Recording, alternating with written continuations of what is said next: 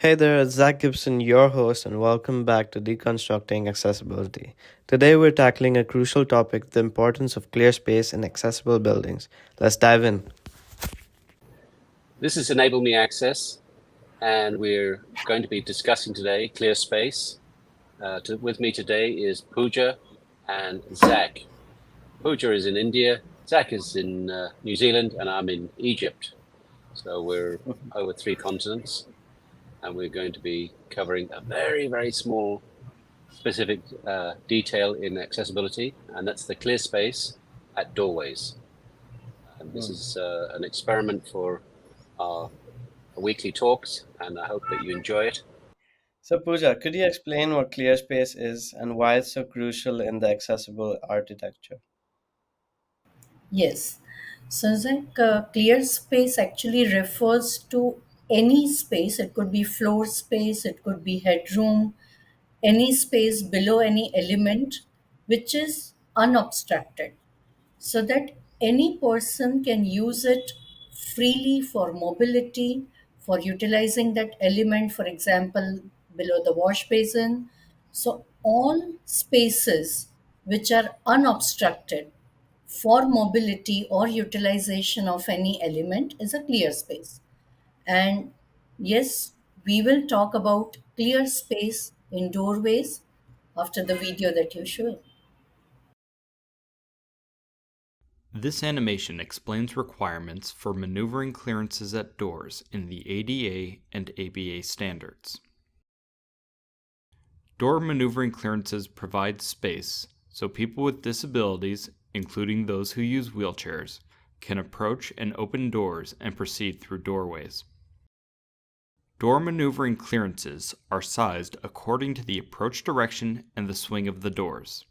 For most approaches, including a forward approach as shown here, space is required beyond the latch side of doors. This provides room for optimum positioning at door hardware.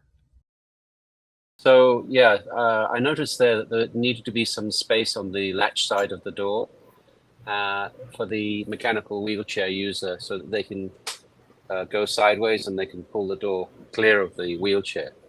And I've noticed in many places in India that there's a narrow corridor leading up to the door, and that would not allow for that. So it'd be quite difficult in that situation without the 18 inches, which is, I think that's 450 millimeters.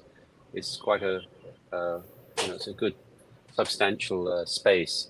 Um, you know, if you don't have that, that would be really problematic. Hmm. Yeah. Yeah. So you can see in this video that the yellow portion that was shown, what Peter was just talking about, the clear 450 millimeters on the side of the door. Normally, it is a tendency of many people, especially in public areas, to decorate it with some potters or some statue. So it has to be clearly understood that we need this particular space, the yellow part shown in the video, as a totally unobstructed space. So no potters, no statues, no any element should come in that area. It has to be absolutely clear. Yeah. Ah, okay. Yeah, because quite often you'll see in many buildings in India, you'll see next to the lift, which is Yes. obviously a door as well, you'll see some pot plants, Yeah. and they're a Hmm. real hazard for visually impaired. Often in India, I see that there's a ledge right in front of the door or right where the door is supposed to be.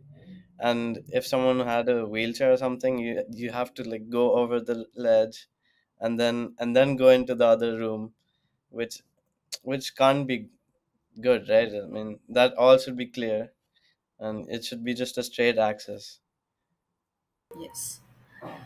So this is very important to have that clear access. Also, here you would have seen in this video that a wheelchair could easily go through the door. And this we need to keep in mind. The dimension of the wheelchair, uh, the doorway, has to be bigger than the wheelchair itself. So here comes the norms. as per the norms of NBC, the clear door width has to be minimum 900 millimeters. And this we normally miss out when it comes to toilet doors. So, this particular detail we surely need to take care of. And that's the truth. Oh, sorry. So, Pooja, can we discuss about the variations in clear space, uh, supposedly in residential areas and public buildings? Yes. So, obviously, in residential areas, we have limited people. That is a private space, we can say.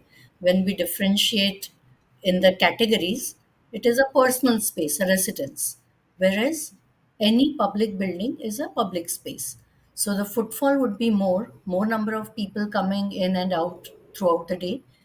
So, depending upon that, the clear space as well as the width of the doorway keeps changing. In residence, it is the main door should be, say, minimum 900. So, normally we give up to 1200, whereas in the public areas, it has to be bigger. So, Pooja, clear Yeah. space includes physical objects, any kind of physical objects, and I believe even a doormat might be Yes, an issue. doormats are a real obstruction when the doormat is placed directly on the floor, the thick doormats, because they actually protrude up from the clear floor uh, area. So if we actually create a depression or a kind of a recess in the floor and then place the doormat, it will be flushed with the floor. Then it won't create an obstruction. But yes, the thick doormats do create obstruction when directly put on the floor. How can it be an obstruction if it's just a doormat? Dumbest thing you could have said.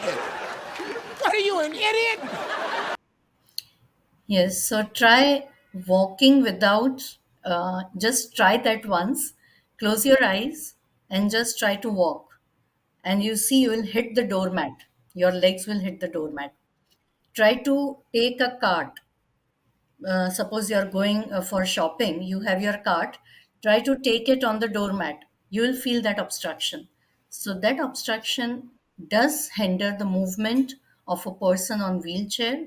It also creates obstruction for a person who is visually impaired or blind.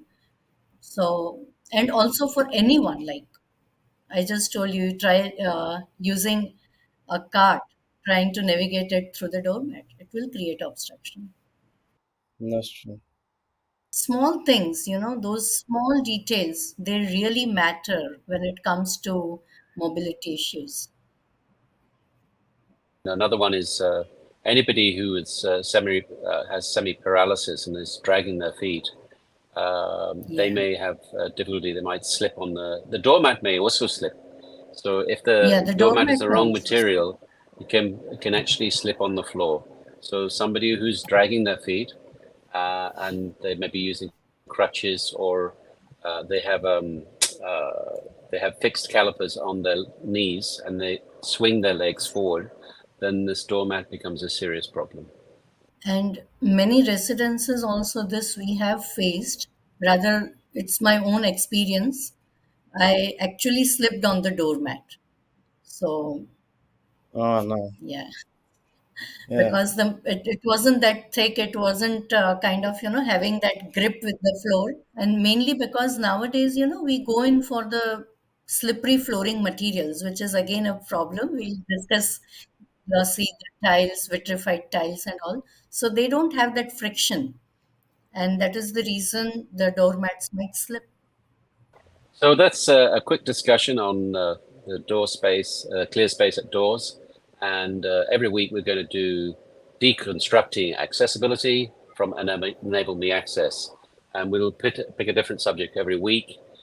It'll be it could be door handles, it could be something to do with signage, anything to do with universal design and accessibility. I hope that you enjoy it. Please whatever. Press the like and subscribe to our channel. And you'll see at the end credits that there are links to something on this subject. Yes, please follow us on our Instagram and LinkedIn.